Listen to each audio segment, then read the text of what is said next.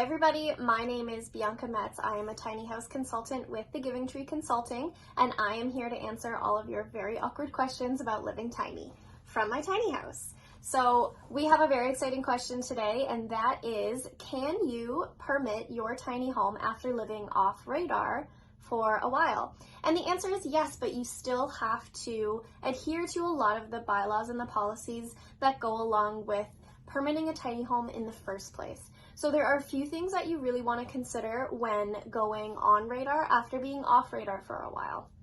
And those are namely, is your tiny house compliant? So across Ontario and across Canada, you have different compliances for different provinces. In Ontario, we have the Ontario Building Code, and we also have CSA certifications and other different certifications for living in a tiny home as a habitable dwelling. Your tiny home will still need to have those compliances in place. And if not, I would highly consider hire somebody to help you with those renovations and getting your home to code. The second thing is looking into the policies and permissions of the property you hope to live at or the one that you're already living at.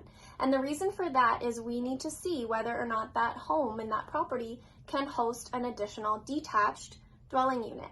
And if so, how the municipality will recognize a permit for you, whether it's through a land leasing scenario, whether it's a park or a campground, whether you're in a community, or whether there are multiple things going on, such as maybe you're in a farm help house, or there are other options that are possible municipality to municipality. So the big consideration though, in kind of a high level thinking about it, is municipalities do not want to see you on the streets.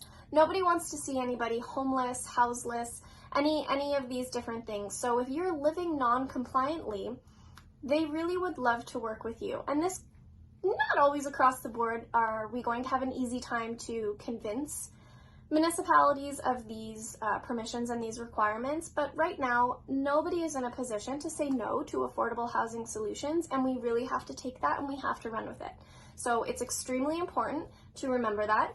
Is your house compliant? Does the property allow you to be there via zoning and policy?